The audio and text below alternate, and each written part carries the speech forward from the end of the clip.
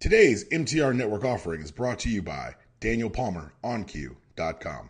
Are you still renting? What are you waiting for? OnQ Financial can make it faster and easier to get you out of that apartment and into a new house. Best of all, you may not need perfect credit or much money out of your pocket. That's right, you can get into a new house for low money down. You couldn't move into an apartment that cheap. You would need first month's rent, last month's rent, and a security deposit just to have the chance to make your landlord rich. Wouldn't you rather invest in yourself and your future? At OnQ Financial, our goal is to go above and beyond to assist in structuring a loan program at a competitive rate with a smooth and seamless experience to help you reach your dream of homeownership. Visit DanielPalmerOnQ.com and find out how to get on the right track to get out of that apartment and into the home your family deserves. Find out how easy it can be by going to the website, filling out a few short forms, and telling us exactly what you want that new house payment to be, and we'll do everything we can to make the dream of homeownership a reality. If you don't ask, the answer is always no. So find out how to get to yes at DanielPalmerOnQ.com. This is not an offer for extension of credit or commitment to lend. Some restrictions may apply. OnQ Financial, Inc. is an equal housing lender. NMLS number 5645, license GA 22050. Welcome back to the Unanimous Decision Podcast. I am your host, DPalm. Follow me on Twitter at DPalm66. Follow the show on Twitter at UDPod. Follow the entire MTR Network at, you guessed it, the MTR Network. You found us. Don't lose to subscribe in the iTunes Store. Subscribe everywhere podcasts are given away for absolutely free, including Spotify. Leave that 5-star review over at iTunes. We'll read anything you write there as long as it's got 5 stars. If it doesn't have 5 stars, then we just plain will not read it. All right, quick housekeeping before we get into today's show. Last week, I was on the Insanity Check podcast, our flagship show here at MTR. I was talking about all sorts of things. Chris was actually kind of nice to me, and we had some fun, and I didn't leave traumatized in any way, shape, or form, so we got a big shout out to that. Also, we will drop our most recent gifted review. If you want me to be right for an entire, I think it's an hour, and making fun of Shanna the entire time, and like having Jeff and Chris also catch some strays, that's a pretty fun show as far as that one goes. I have a lot of fun being a guest on other people's show because hosting is a lot of responsibility, and going as a guest, you're basically coming and knocking shit over and leaving. It's kind of fun. We've also dropped, of course, our latest era review. We're going to start writing our own synopsises, which I'm saying out loud now so that I can remind myself to actually do this for Wednesday's flash recording. And last but not least, if you've been listening to the UDPod feed, our last 2 shows have been Between Two Palms. That's myself and my wife who's taken the nom de pod of S-Palm as we take a walk through the Marvel Cinematic Universe. We're doing a movie-by-movie recap as we lead into Endgame. Each episode is going to have 3 movies attached. The first episode, of course, had 4. It was Iron Man, Iron Man 2, Thor, and Captain America. Episode 2 came out on Monday, and it included Avengers, Iron Man 2, and Thor the Dark World. Episode 3 will be recording sometime this week, I think, because we've already watched Guardians and Winter Soldier, so just Avengers 2 to knock out. In case you're wondering how I spend my very limited free time, it's rewatching Marvel movies with my wife. Not a bad life. Let's get right into it, and I'm going to be perfectly honest, full disclosure here, guys. I recorded this podcast originally on Sunday. I had it ready to go. I forgot legitimately to upload it for the podcast to go out Monday morning. However, I wasn't entirely happy with it.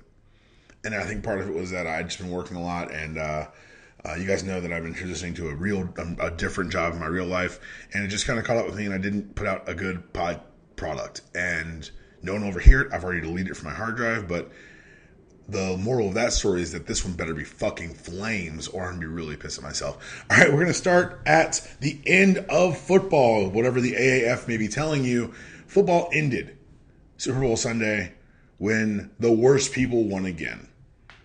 The Patriots beat the Rams 13-3. And I know what people are thinking. You guys are, D-Palm's that football hardo. He's a traditionalist. He loves a game like that. Absolutely not. Absolutely not. That wasn't a fun game. That wasn't even an enjoyable game. That's not a game I want to watch twice. There was no reason for the game to be as ugly as it was. I've heard all the pundits afterwards say, the things that the Patriots did or the things that the Rams did. No, it was 2 bad teams, 2 bad offensive teams playing bad offensive football for 3 3/4 quarters until Brady put together his Brady drive that he knew was going to come. Edelman was your MVP. Fine, whatever. Someone had to win it. I think it should have gone to a defender on that Patriots defense. Donta Hightower is my emotional pick. You could probably make a case for other members of that linebacking core, but there were just some really great standout defensive performances and just really bad offense occurring as well. We'll talk first about the Patriots and their bad offense. I couldn't understand why they didn't lean more on that running game. And I get that, Sue was getting upfield and they were running away from Aaron Donald and those things were happening for them. But as you saw the time possession shifts as dramatically as it did in favor of the Patriots, I would have thought you would have taken that opportunity to use that exhausted pass rush and then run at them. Patriots didn't do that. They just bided their time. They knew that 13 points would win it, which I can't understand how you think that going in. But, there was no way that they could stick Edelman on the Rams side. They just didn't have the slot talent to do it. I think Marcus Peters did a better job than Talib. I think Talib started on him and just getting smoked early. It's interesting because those little shitty guys, of course, I never covered anyone in space. I would never do that and embarrass myself.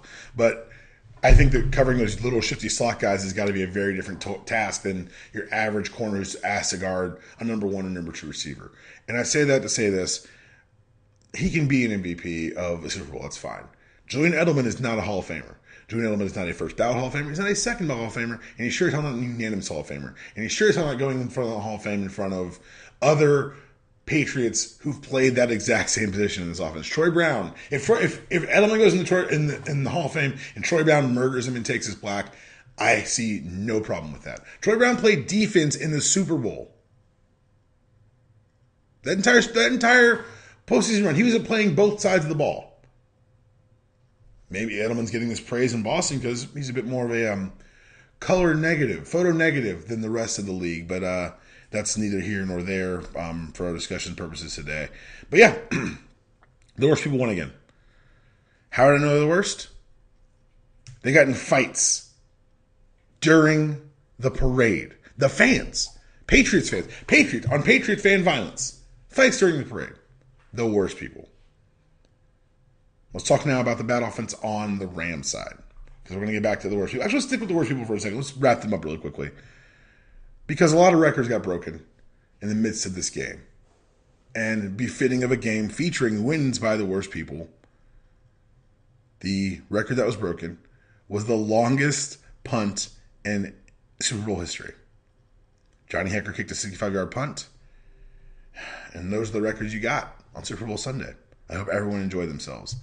Brian Flores, the architect of that Patriots defense I'm about to talk about against the Rams offense, is headed to Miami where everyone but him needs to know that they are just rebuilding. He had a great opening press conference. He said that he's hoping to get other minorities the same opportunity, and he's only there as a fall guy. They're going to end up cutting Tannehill if they haven't already by the time this goes out, and they're just biding the time until they can grab one of these quarterbacks in next year's draft class. If Brian Flores gets longer than the one season, I'll be surprised and impressed. But we saw what happened with the black head coach in Arizona.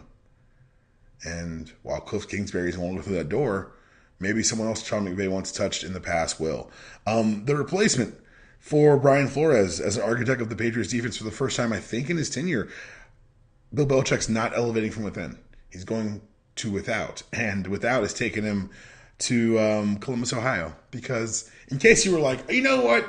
I can begrudgingly not just accept their greatness. I can celebrate it. They're a great team. They're a great organization. They've done it for 18 years. Excuse me. What's that? That's right. Bill Belichick's bringing in Greg Schiano as his defensive coordinator. I'm going to let that joke tell itself for yourselves in your mind because the Greg Schiano joke that you've got in your head is probably funnier than the one I have written down. Greg Schiano. Schiano men.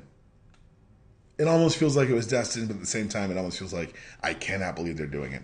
Let's go to the other side of the ball. Let's go to the other team, the Rams.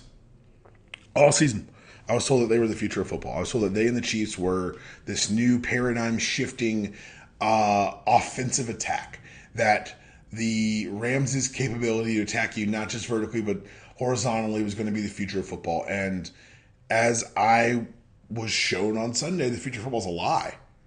Because if you can get penetration, they can't search. The big staple for kind of everything that Rams offense is built around is the stretch run, is outside zone. And it's predicated on the fact that Todd Gurley is an amazing one-cut runner. And what that means is when a defense is playing gap responsibility and they run into the zone blocking scheme, Todd Gurley is allowed to take 3 steps downhill and use his eyes to find where the lane's going to be. Either the lane's going to stay front side, he can stay there, or he can read the hips of his blockers and cut backside on one cut, one step. It was a very, if you remember, like early 2000s Washington football team did this with Clinton Portis. They brought over the offensive line coach and the scheme fit from his days in Denver. So it's not a new thing. But what the Rams have done is they found a way to effectively attack play action. And one of the ways they do that is because Jared Goff has his coach in his ear. And, you know, the thing about Sean McVay is he's a very good coach, but first and foremost, this kid was a quarterback in high school. He beat out Calvin Johnson for the Atlanta area football player of the year his senior year. So that tells you what kind of quarterback he was at a small private school here in Atlanta. And one of the benefits that they had this year was that before the clock goes off in the quarterback's helmet, so just so you know, pre-snap, a coach can talk to the quarterback until 15 seconds left from the play clock. At that point, the microphone cuts. All season, really the last 2 seasons, much been ado has been made about the fact that McVay is in Goff's ear, helping him through pre-snap, helping him through what his original read is going to be. I know other teams have tried this, but the first team to do it effectively was the Lions, I think, this year. But the Patriots took that blueprint of send in 2 defensive plays, line up in 1. At 15 seconds, shift to another look entirely. It's kind of brilliant. You know what would be kind of brilliant to counter that? I don't know. Snapping it at 15 seconds. If you know they're going to move on a schedule, adjust to the schedule. Why are you letting them have a schematic advantage on you? Hey, if they're rushing the field, stop running zone. They ran wham, I think it was 3 times in the game. And just for those who don't know, wham is a scheme, a concept where an offensive or down lineman is left unblocked. He rushes upfield, he then gets whammed or trapped by either a pulling guard or a fullback or a H-back or a tight end. You find a way to displace that man, use their aggressiveness against them. They ran wham, I know, in the third quarter for 13 yards on the left side. It was called back for a holding call as an offensive lineman. I don't believe in holding. So I, of course, think it wasn't a hold. Yeah, this was it, man. This was gonna be the chance to maybe stab them in the heart. One good time. Maybe to end this Patriots nonsense that has plagued my entire life since I was 16. When they won their first Super Bowl, I was 15 years old. I'm 33 with a wife and a house. This is ridiculous. Ridiculous. Oh, and where the hell is Todd Gurley? I know people say, oh, maybe he was hurt. After the game, they've been very insistent that he was not injured, that he just wasn't a scheme fit. And my question is, if Todd Gurley is getting all that money and he doesn't fit in your scheme in the Super Bowl, change your scheme. You're not paying Todd Gurley that money to give him the same number of carries as C.J. Anderson. You're just not. And we've seen it through this season, last season, and his career at Georgia. Gurley can run inside. He's got the size to do it. He's got the speed to do it, to take it away at the end. I don't know what's wrong with him. I hope it's a simpler story if he's hurt. It's a much more complicated story if something else happened, if something went wrong, particularly schematically, because you look around the league and a lot of these teams have hired what they call the next Sean McVay. Anyone got buyer's remorse yet? You shouldn't, because I think that Sean McVay is a very good coach. I think that he's a quarterback with limitations, and he has an offensive system that does not adjust well on the fly, but I don't think that he's going to be – this is not going to be one of those things where you say, oh, remember McVay? And he kind of fizzles out. I think that he's created a culture and an atmosphere there in Los Angeles that's going to carry on through the years, and also because the NFC's not looking that strong. You got the Saints, yeah, they were close, I guess. But my favorite thing about the Super Bowl, about New Orleans, is, of course, that they earned a 26.1 rating in New Orleans, the lowest of any market in the country, and the lowest ever in the history of New Orleans airing the Super Bowl, which tells you just how petty the Saints fans are and how childish they truly are. It's amazing and hilarious, and I love every single second of it. The game was so damn boring that in the middle of the game, LeBron's tweeting out, where's Shams, Woj, Haynes, McManaman at? Everyone thinks, oh, he's going to come out and drop some sort of knowledge, drop some trade bait. Well, the trade deadline came and went. Not a whole lot happened. As far as the big names, little names moved all around. We're going to play the trade shuffle game in this weekend's podcast as well as cover the All-Star weekend. But not much happened as far as the big things that we're told were going to happen. Let's talk about the one thing that didn't happen, and that's Anthony Davis leaving. So Anthony Davis, for those of you who don't know, is the all-world center forward for the New Orleans Pelicans. I've got Patriots in the brain. He has been in New Orleans since 2011, so we're talking about 7, 8 years now, and he said, hey, I want out. And people were saying, oh, LeBron manipulated him. And guys, 8 years. The team's been bad. The front office has been in disarray. The team at one point was subsidized by the NBA. I believe it might still be because New Orleans is a broke town. It's not shade. That's a fact. Don't get mad at me. And the idea that this grown-ass man would say, hey, I want to try to, further my career elsewhere, and he's only doing that because LeBron's in his ear, that's insane. Almost as insane as the fact that the same ownership group owns the Saints and the Pelicans, and they use the Saints trainers to train for basketball injuries. There's a reason why there are more injuries on that roster than anyone else in the league. There's a reason why Boogie Cousins, as soon as he tore his Achilles, was trying to get the hell out of there. No one trusts them. Why should Anthony Davis? So what's come out is, of course, he wants to go to the Lakers. And people, oh, look, now there, D-Palm, there's your tampering. Guys, people have been wanting to go to the Lakers since they moved to LA. This is not tampering. Who tampered with Shaq? Who tampered with Karl Malone and John Stockton? Who tampered with Gary Payton? Bet you forgot he was a Laker. You know what I'm saying? Like, this is not outlandish that a man in his prime would say, let me go to the marquee franchise to play with, to have the torch handed to me by LeBron James and bring the Lakers back to greatness. Trade that week comes and goes, and rumors are abound. Of course, you hear all the offers from the Lakers. You hear all these information about everything they're willing to give up, and all the players are hearing about this. And you saw LeBron on the bench taken away from his teammates, and everyone's telling how it's going to be the end of the Lakers. This is a chemistry disaster, and that people are floating the theory that maybe, just maybe, the Pelicans floated this offer just so they could tell the Lakers publicly no.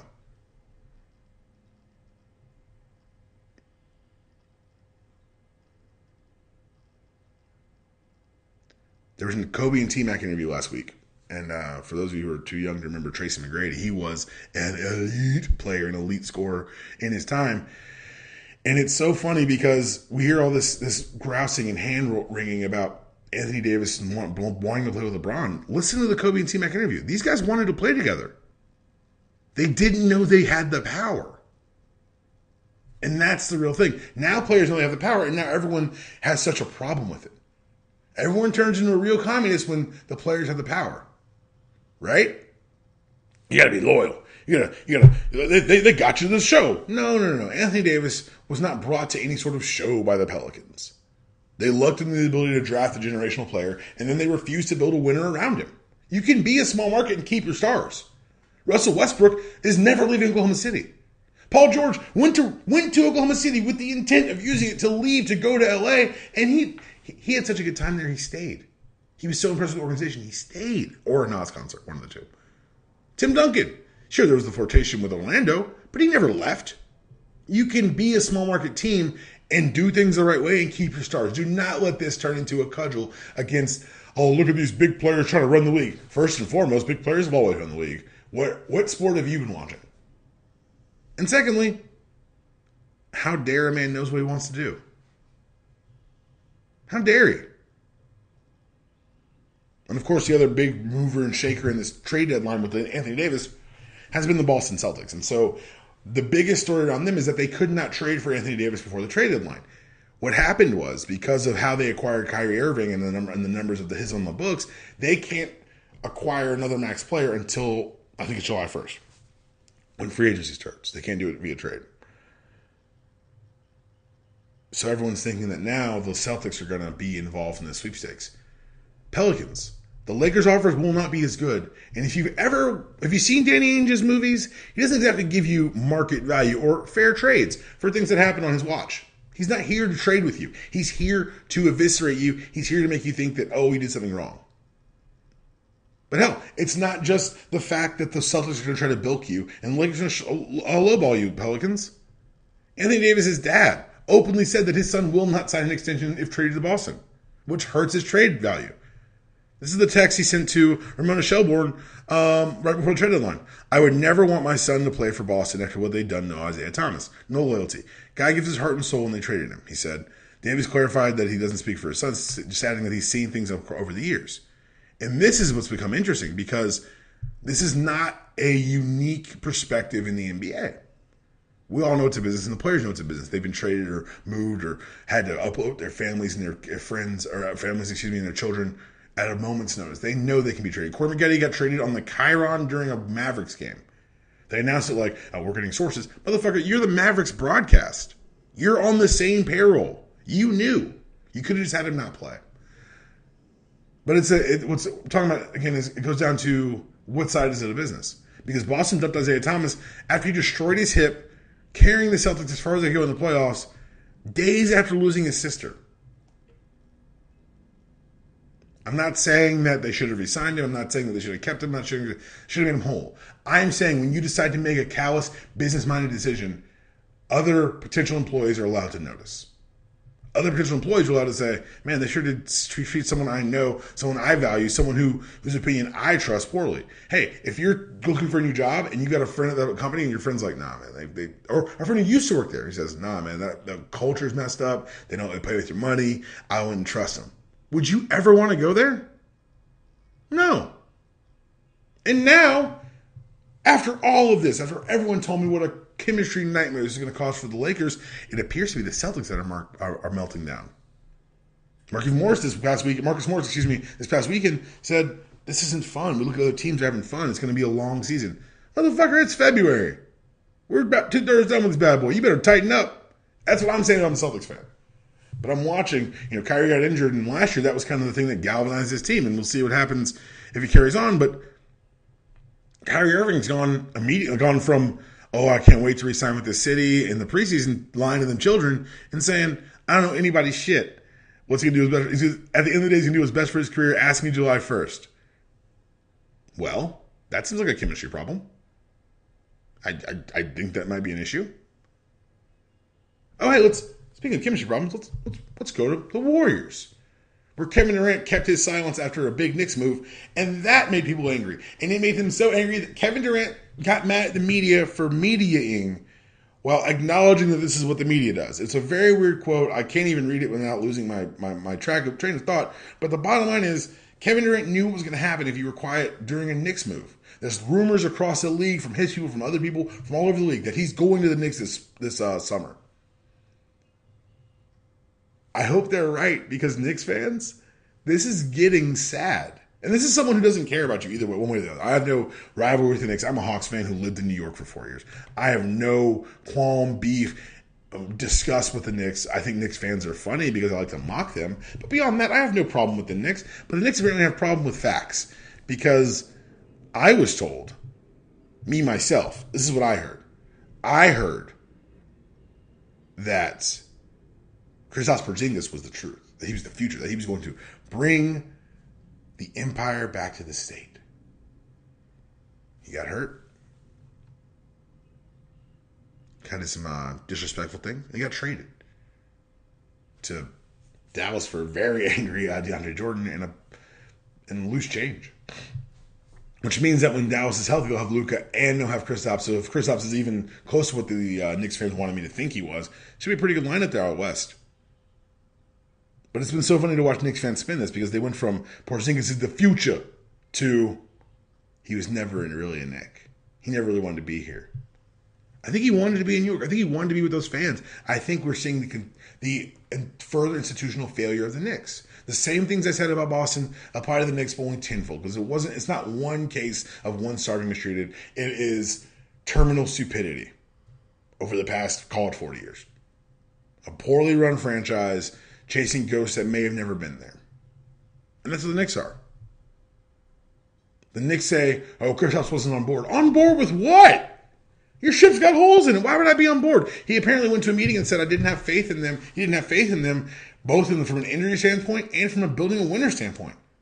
Those are the things you want an NBA player to care about. But because it hurts your team, oh, he was never really a Knick. He never really committed. I mean, I guess you can tell it to yourselves, but it doesn't seem like it rings true to me, and I don't think it does to you either. And just for the record, Knicks fans wanting Kevin Durant, not a plan. I want $1 million, but I have to work for $1 million. And once I get my $1 million, I'll work for the next one. KD, being able to come to the Knicks is not a plan. And for those of you who say, oh, you're just dumping on the Knicks. No. They told me that LeBron was going there. They've told me in different times Jordan was going there. Quick question. What's the last marquee free agent who came to New York of his own volition? If you say Amari Stoudemire, hit yourself. Because fine. A star who hadn't been previously traumatically injured. You're going to be here for a while because there's a truism about, shockingly, both Boston and New York, they don't really land free agents. No, I don't count Gordon Hayward. They should be destination cities, or at least Boston should, I think. But it's not. And they are not. And that's just how it is. And now apparently there's like some... The NBA is weird because now that we've got the trade deadline behind us and you think the drama's done, of course it's not done. I'm going to cover all the All-Star drama this coming weekend. But Magic Johnson made an offhanded comment in, I guess, November about giving tips to Ben Simmons, and now we're trying to deal with tampering. Guys, what you've got to realize is that when you've got players and former players in ownership and leadership positions, what you call tampering is these guys. Apparently Ben Simmons was asking about being a larger guard in the league. I'd have called Penny, but hey, he called Magic. I'm just a Penny fan. Sorry, that's just weird and not a shot at Magic. But now because the NBA says, oh, maybe they fined Anthony Davis for, I think it was actually self-tampering for saying where he wanted to go. What? If the NBA cared about tampering, they'd ask for subpoena power. Then it has subpoena power, so they're doing anything they can do in the media to try to pretend like they give a damn. They do not. Don't ever forget that. They don't care a lick about this shit. And it's ridiculous that they're pretending that they do to make some people feel good about it. It doesn't make sense. I don't like it. Now, let's go back. Because something else happened while we were gone. Something's happening right now, actually. I think pitchers and catchers reported yesterday. Looks like all the other position players are coming to spring training for baseball later in the month. And Machado and Harper are not signed. Bryce Harper, Manny Machado, two of the biggest stars in the sport. Two guys who have the ability to change your franchise with a swing of a bat are not signed to MLB rosters. Major League Baseball decided that we don't want to give these guys what they're worth. This is going to end in a word that starts with a lock and ends with an out coming very soon. But until that point, hey, these two guys are watching.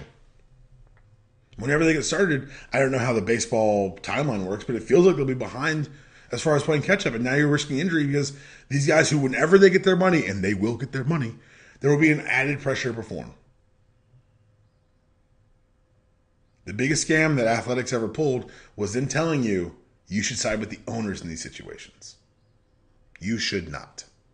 The owners don't give a damn about you. They certainly don't give a damn about these players. So letting them pretend to do so is a drastic miscalculation. Because if they cared, they'd have found a way to bring Kyler Murray in. Kyler Murray has dedicated himself now to being a quarterback in the NFL. He is saying that all the right things, all the rightest of things. He's going to come be a quarterback, and then, what do you think about his prospects? The beauty of it all is that, particularly in the first round, you only need one team. You don't need 32 to want you. You need one. And the former Oklahoma quarterback, I guess he's heard enough. He's seen enough. He's seen enough love from the football side that he walked away from, I think it's $3-something million. It's a lot of money. Is there an opportunity to make more, possibly quicker in football? Of course there is. And do I think that his joints and head will feel differently in 20 years? Of course I do. Not my decision. I'm not this young man. I'm not this fantastically talented to have these options. I salute him for making one. He always felt like he wanted football. It always felt like to me that football was the dream. But I always thought he was too small, too short, too light to really do it in the league. But we're going to find out now. Baseball, however, this is a huge L. And yeah, there are a lot of reasons why baseball is unappealing to people these days. But the question should be is when top-end athletes have the option to play, why isn't it appealing to them? It's not appealing to me because they've taken all the athleticism out of the game, the individuality out of the game. They focus on their history to sell the thing. Whereas I want to see what the new stars are doing. I still can't pick Mike Trout out of a lineup. I think he's still good. Is he still good? I don't know. You can say, oh, they just aren't paying the players, and that's why, or the market's responding. That's why Machado and Harper aren't signed. Or I can tell you, hey, look, this is just collusion given form. Hey, the minor leagues are necessary evil because it gets players ready, teach them to play their dues. The minor leagues suck. You don't make any money. You're stuck in these podunk towns. No offense to podunk town listeners, but if I'm a fantastically talented athlete, I don't want to be in French Lick for 2 years. I don't. And I know that the gap between college ball and the MLB is much bigger than college football and the NFL. I'm not pretending that, but I am thinking that there should be an express lane for guys like this. Otherwise, you're going to see more and more of these top athletes not compete in baseball. Hell, I bet if he had been signed with the Boston, if it was Kyler and the Red Sox, or Kyler and the Yankees, or Kyler and the Cubs, they might have found a way to alter these MLB rules, and they were already moving around for him. Kyler and the A's, we tried-ish. We tried-ish. We gave it the old college try. We gave it a shot. It just didn't work out. They brought in marketing people to show just how they could make money from him off the field. Motherfucker, they have ads in the NFL too.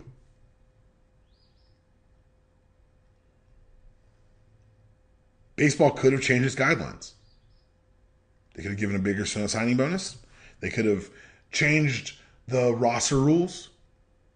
But hell, the roster rules are so messed up now that Vlad Guerrero Jr., who is an amazing prospect, who should be in the league, will not report to the big league team until May so that the team can save a little money.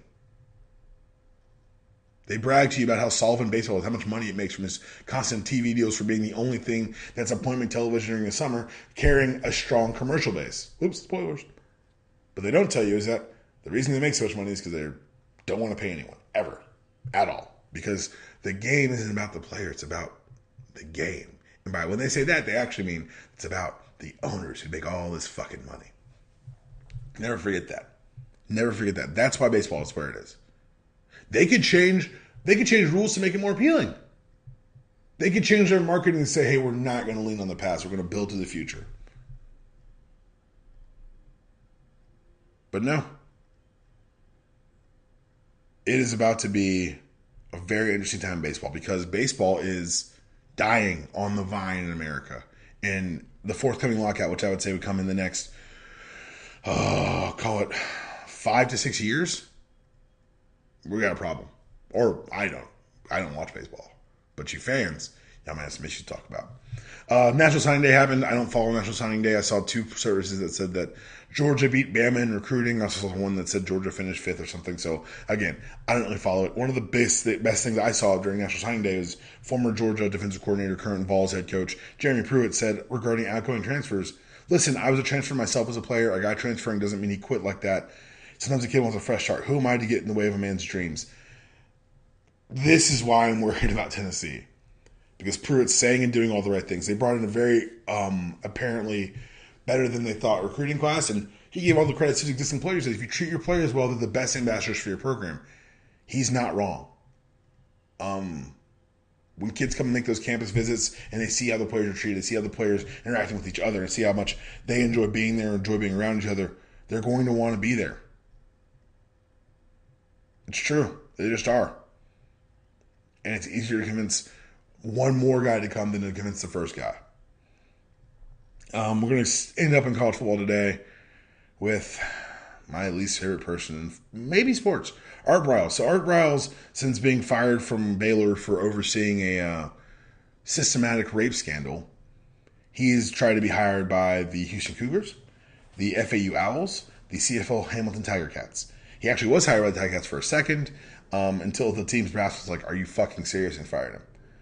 So Southern Miss last week tried to hire Briles, excuse me. I don't care what his name is.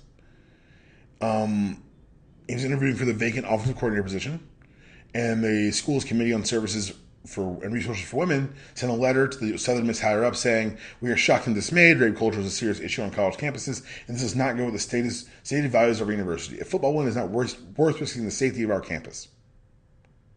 For those who don't remember exactly what happened there, 31 players were accused of committing 52 rapes in 4 years. Some would say they were going for the record. Shortly thereafter, Southern Miss announced they would not be hiring Art Briles with a statement, "We have met with Art Briles regarding the position at the Southern Miss football program. Following that meeting, we were informed he's not a candidate." Jay Hobson, the head coach, communicated to the media in the same way we all do in 2019 via Notes app on his iPhone. And he wrote this, and I quote, "Although I respect the decision of Dr. Rodney Bennett, I disagree with it. I am so grateful for the grace, capital grace, and forgiveness God gives me, which allows me to inherit his kingdom, which I do not deserve. I have interviewed Art Briles for his assistant position at Southern Miss, and I believe he is a man who deserves a second chance. He's a man who seemed humble and sincere in his interview and personally has committed no crime," which is the line for religion, apparently. He may not have acted in the proper protocol, understatement, but that would be my job at Southern Miss. He was interviewing for an assistant position, even though I believe he will be a head coach at a major program in the near future. However, I believe he's a man who does love the Lord and deserves a second chance. He's been banned from employment for college football for 3 years and has been punished.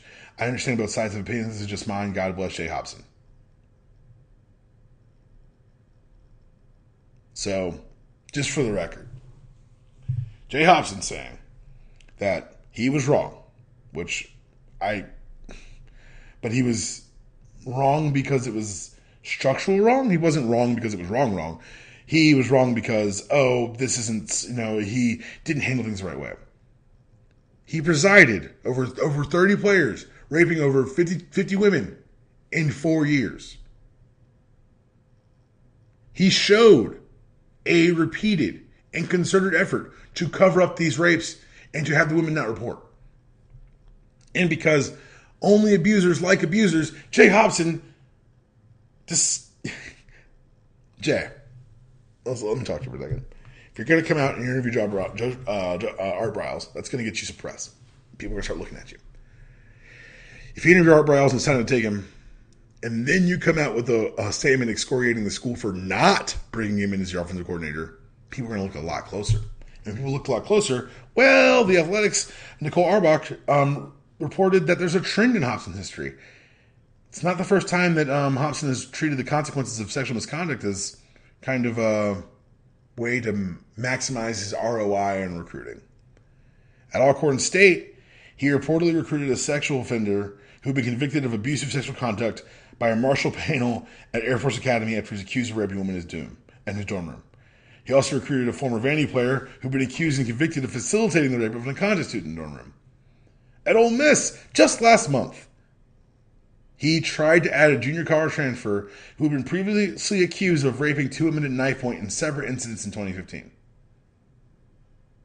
The athlete in question, Charles West, pled guilty to 2 counts of aggravated assault with a deadly weapon after his accusers reportedly declined to testify at trial. West apparently withheld this information from his superiors during recruiting, and it was only about when someone in the AD department, when the athletic department read about West in a Dallas Morning News story, that he rescinded the offer. You've got to remember that the baseline for coach isn't necessarily someone who has the best interests of others at heart. Sometimes it's someone who's self-interested enough to think that, and self-aggrandizing enough to think that they are the only reason people can win. And what Hobson has shown at Southern Miss is a continual and concerted effort to utilize these accusations and these incidents to maximize his recruiting benefit, giving no thought to the safety or comfort of other people on campus, only so that he can achieve what he thinks is, I assume, the next step in his not so illustrious career. Because if I hadn't said Jay Hobson's name over 10 times in the segment, you wouldn't know it. My hope now is that you don't forget it, and that if you do go to Golden Eagles game, you remind him what you know about him and his practices. And then, without getting too far into the weeds here, let's talk about this idea that forgiveness is offered to everyone. Because just yesterday, Kareem Hunt was was signed by the Cleveland Browns. Kareem Hunt, late of the Kansas City Chiefs, was released and placed on the commissioner's exempt list for a video that emerged of him kicking a woman. There were no charges filed in that incident, but of course the NFL, being the NFL, felt the need to suspend him. I couldn't agree more. The Chiefs parted ways, and the Browns, I guess, are getting on the ground floor of the remodel. He's still on the exempt list. There's been no announcement of suspension or a return from suspension, and now I believe that puts 3 very talented backs in the Cleveland backfield. But the idea of the forgiveness, the idea of contrition, the idea that Art Briles had been quote-unquote banned from college football. No, Jay Hobson. College football had taken a look at what Art Briles brought to the table and said that the drama that accompanied him was not worth it. This is the same reason why let me not sprawl. It makes me sick that time equates forgiveness. Time equates contrition. It doesn't equate anything. Art Briles has done the work. If he has, I think we'd hear about it because, as I mentioned, college coaches are pretty good at being self-aggrandizing. But we haven't heard about it because he hasn't done it. Kareem Hunt, media blackout since this happened. They think that he was exceptionally remorse in his job interview. Hey guys, what's he supposed to be? What if he came into an interview looking for a job and was ardently defiant? That's a horrible strategy, just from a strictly game theory point of view. Just a bad idea. It's a good idea. Make him think you're super sorry and it won't ever happen again. Maybe Kareem Hunt is a changed man. I don't know. But I think I have to do more due diligence in an interview. And he sounded real sad to say, let's bring him into our organization, which is not just comprised of football players. It's not just comprised of your locker room. There's support staff. There's people on staff. There's front office employees. Maybe they don't feel there's media. Maybe they don't feel entirely comfortable with Kareem Hunt being on their roster, being an employee there. Maybe it bespeaks a larger culture of your organization that you would bring him in after a weepy I'm sorry because of his football talent. Is there redemption? Of course there is. This is America. We're built on second chances. We love a redemption story. But because we love them, we become addicted to them and ask for nothing more than the words, I'm sorry. You want to be redeemed? Earn your redemption. You want to say you're a work in progress? Great. Be a work in progress. But that entails doing the work. That's all I got for today. I think this one better than the one I scrapped. So thank you for all the feedback on our mortgage minutes, on the dope talk, on Between Two Palms. If you leave them in the reviews, I'll read them. Obviously, if you email me at udpodcast@gmail.com, I'll read them on air. Again, thanks for everyone who's listening to all we do. We also made a list. I'll be talking about that on the Super Tuesday recap this week. But it's very exciting times. We put a lot of work into this, and it's because we actually give a damn about what we're doing. That was your show. This is your outro. See you guys next.